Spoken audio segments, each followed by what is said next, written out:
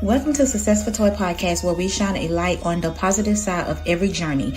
Our platform is dedicated to celebrating the success stories and unique experience of people from all walks of life, regardless of their fame or background. Whether you're a well-known figure or just starting out, the Successful Toy Podcast is here to share your story and inspire other listeners with your achievements and insights. Join us as we explore a diverse range of topics and uplift voices that deserve to be heard. Everyone has a story to tell, and we're here to listen. Hey y'all, hey, I'm back with an interview, and today I have the Divine Business Consultant. Okay, so I'm gonna let her introduce herself and her business before we get into these questions. Go ahead. Hello, I am a business consultant here in the world. I've been doing it now for the last several months, and I help small businesses gain wealth and meet their financial need by getting grants and business set up. And I do all business aspects. Like if you need help with just creating a business, coming up with a name, I help you with that. If you need just business needs, period, I do it all. So that's pretty much me in a nutshell. Okay, so today we will be talking about small business funding. So we're going to get into these questions. You ready? Yes. Okay, what are the most common sources of funding for small business? Their startup. They need to find funding for startup. Their product. Sometimes they need just finding basic money just to get their business up and running. Some small businesses don't know how to get it. So I'm kind of provide the information for them to get the information they need to get their stuff funded. And I always encourage them to get a business plan, because a business plan, you have to start at that angle to get any type of funding. So when it comes to business plan, when you say business plan, like what is a business plan? And what do a business plan have to have on it to be eye-catching for you to get these funds? Well, they have to have their financial goals. They have to have their financial situation, or how they want to start the business, how much money they're going to need to start and bring their business where they need it to be functioning on their own. Some banks want to see some type of growth. If you start in, say, the first year, say they need like at least 6 months of just you doing something to create money for the business. And then they can go from there as far as providing the financials that they need to get you where you need to be. Gotcha. Can you explain the difference between debt financing and equity financing? Well, a debt is something that you do for the business. Like you create that whatever debt you have for the business, you created it in the beginning of the business. But if you're going to the next question you was asking for the consolidating them, equity, the equity. Okay, so the equity is what the business builds. So if you started a business, say a year or 2 years, and you want to use the business equity, then you would tap into that as you get further advanced into your business. So that's the funding you can use in your business as you're getting established. Okay. How can a small business improve its chances of securing a bank loan? They just need to make sure that they start their business in the blue, not in the red. So you want to make your financials be as a positive versus a negative, because if the banks see where you're always in the hole, then they're not going to be able to finance or get you the funding that you need. Some banks can give you funding, but the interest rate be high, and you won't be able to really manage the loan that they give you. So it's better that when you start it, you got to make sure you're meeting the financial goal that you want to set for your business. Gotcha. So we're going to go on a quick break, and we'll be right back with more questions. It is. I gotta have processes. I gotta have it, mapped out for you, because I don't want you to get confused. I want you to understand that there's a path that you're taking. And then if you have issues along the way, we can pick out the pieces instead of it just being one big conversation. You're going to have to get past step 1 to get to step 2 to get to step 3. And if you get confused along the way, raise your hand and we'll address it. But we're not going to just give you the go heal first and then come back, or go. I can't represent my brand or advocate for you or try to help you and not give you the foundation first. Yeah, that's important. So Yes, that was the Blemishing Beauty podcast. Make sure you guys follow them on IG, YouTube, Facebook, and TikTok. And today's show has been sponsored by Shiesty Apparel. You can follow them on IG at shiesty.apparel. What are some of the alternate funding options for businesses that might not qualify for traditional loans? You can find local grants. Banks usually have what they call the SBA. The SBA or Small Business Association. Sometimes they have small funds that can be available for businesses that's starting out, and they can't really get the big corporate money yet, but they can reach out to their local SBA businesses through banks, and they find out if they have that funding available for them. Is the SBA loan hard to get? It depends. If you kind of know you have your own financial establishment with your banks, a lot of times it's your relationship that you build with your bank. And if they have that department in their bank that they affiliate, then it'll be a smooth transaction, can help you because if you have kept a good positive account with them, they're definitely going to help you advance yourself into your business. Got you. How important is a business plan when applying for funding, and what key elements should it include? You need a marketing tool. You got to have your startup, your executive plan, and you need your financial summary of all your ins, outs. All that has to be broken down. And I have looked at different companies that I've been doing business plans for. And what I try to do is I tell them to do at least a 6 month to the 3 to 6 month financial portfolio for their business, because banks want to know what your income looks like so that they can see a better way of helping you in your business. What role do personal credit scores play in obtaining small business funding? Well, if you start out a business using your personal, that's where the gray area come in, because some people can't use their personal, so they try to use a business credit. What I try to tell people, if your personal credit is not as where it's supposed to be, I would tell them, I would recommend them to get a business credit card, either through Chase or one of their local branches, to see if they can give them a business card first and see how that works. And if they can show history with that, that's how they build. That's a better way of building their business credit.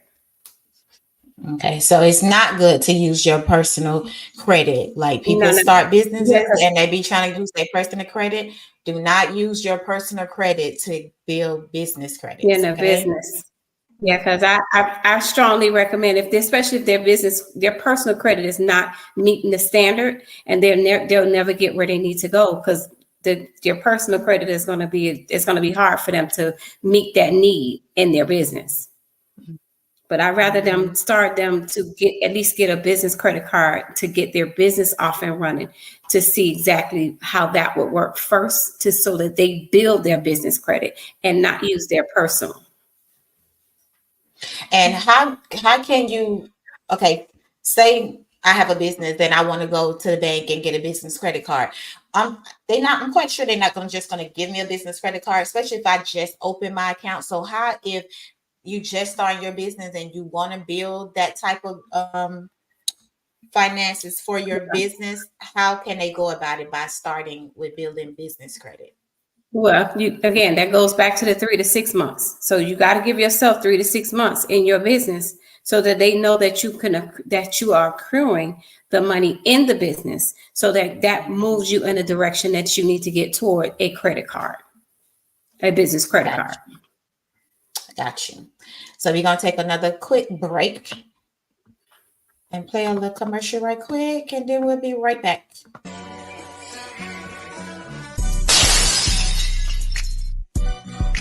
Tell me, how did you get started with art? Oh, well, I started painting about 2020 on furlough in the middle of the pandemic. I was on furlough from being a nurse. They were trying to decide whether they wanted to keep us or X us out because, they were trying to put out the loans and whatnot with the hospital. So I had to sit at the house and I didn't know whether I had a job. And so I picked up a paintbrush to ease my nerves. Wow. And yes, that developed as I sat and waited for an answer.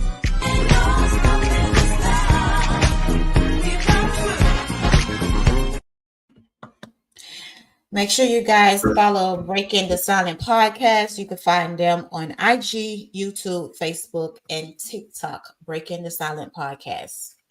Are there any grants or funding programs available for minority owners or women-owned businesses? Oh, yes. It's a lot of federal and local. You can check with your local branches. Some of them they don't usually have them advertised, but if you ask them, they usually should have a list of things that you can actually venture out to get your business on the list.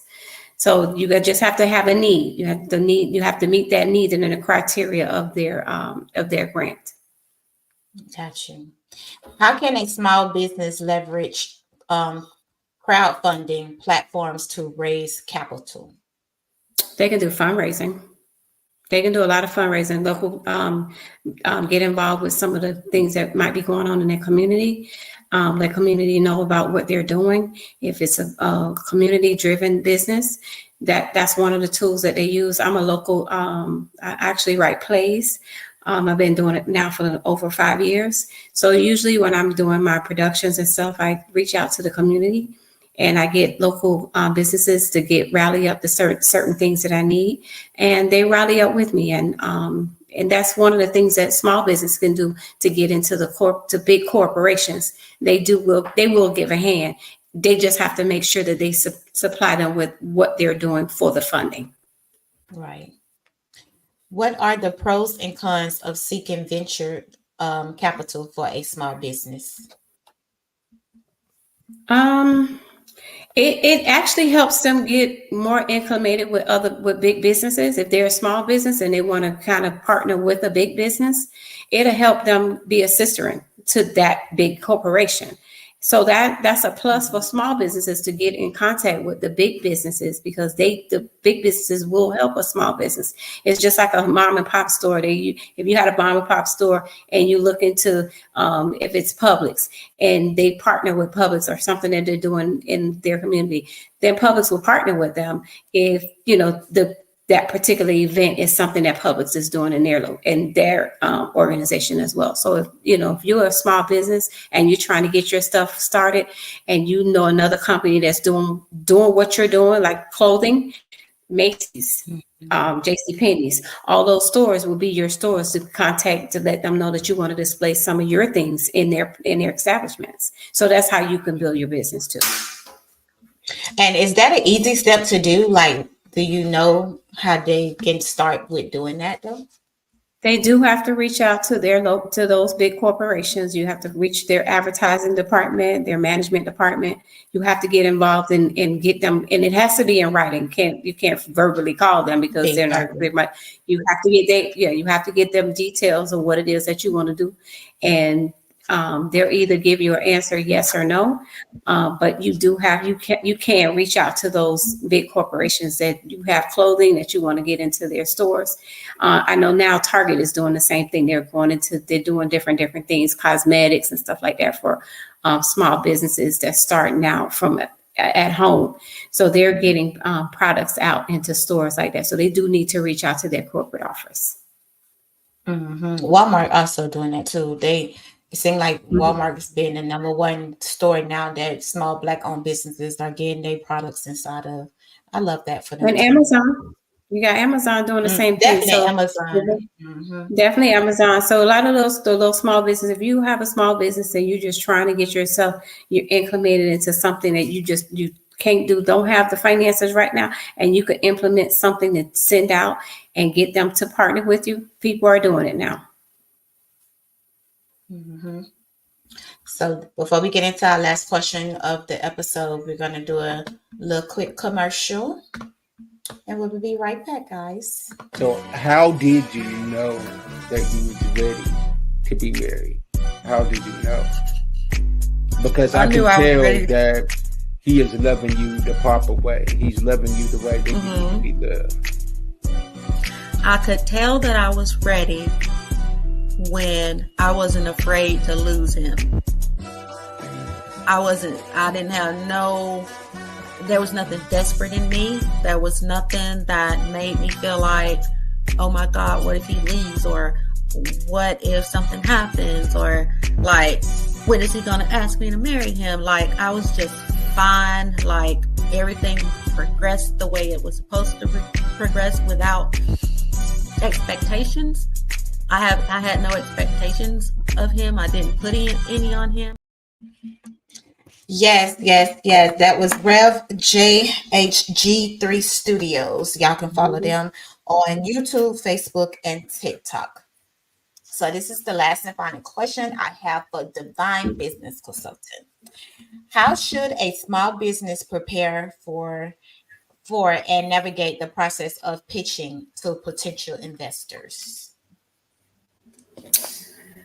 Well, first they gotta see what companies, what things are they going to do first. They have to do a checklist for themselves first to say, okay, if I'm going to do a clothing line and I'm doing, I'm just giving this as an example, and I'm doing jeans or sets, or I'm putting out purses, I have to put that on a platform of a proposal and let them know, hey, I have these things that I'm trying to get into your establishment, and I want to try to see how can I work with you guys. But it has to be in writing, because most of the time, again, you can't pick up a phone and just call, or you request a meeting and see if that person will meet you, and then you can display, do some type of meeting where you guys can just lay out your portfolio, and you could just show them what you have to offer, and then you go from there.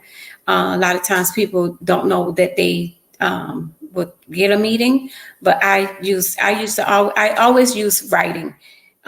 It tells the person what you want to do, and then they can tell you yay or nay, and then you can move on from that. But I always put proposals together. I love that. So I'm gonna step off the platform and hand it over to you and let you tell them about all the services that you offer and how they can book you and find you. So here you go. Hello, I am Divine Business Consultant. I do anything pertaining to business, starting your business, helping you fundraise, helping you with the 501c3 information that you need for that is always done on the IRS website. But if you need questions asked about it, how to get it, how to apply for it, it's all I can be reached at on my email, Charlene. LeeM@yahoo.com. And if you have any questions, you can feel free to send it to me. But I also set up businesses. I do resumes. I do all professional things dealing with business. I do grants and all that. And I thank you for this interview to Success Toy podcast for giving me this opportunity to just share with you what I do. Thank you. You nervous? You so nervous. I can tell you nervous. But I want to say thank you for choosing Successful Toy Podcast to come on to let the people know about your service. I mean, coming on here, you do a lot. Like, guys, you do a lot. You're looking for somebody to help you do your business plan. You're looking for someone to help you start up your business because you have that thought in your head and you just don't know what to do and how to get started, she also help you with that. You have you want to upgrade your resume, she help you with that. Anything that you feel like you want to do, reach out to her and let her help you upgrade your life. Okay. So with that being said, I want to say thank you guys for tuning in. Thank you for the interaction, the comments, the likes, the shares. I am so grateful. Anything you want to say to the people before we leave? I love Toy Success Podcast. Keep watching, keep listening to her. She's still positive. So with that being said, I will see you guys in the next episode. Thank you for tuning in to the Success with Toy podcast. Be sure to like, follow, and subscribe on YouTube and Twitch. You can also watch us on Facebook Live. If you prefer to listen, find us on Spotify, Amazon Music, Listening Notes, Samsung Podcast, Podcast Index, Apple Podcasts, and iHeartRadio. See you in the next episode.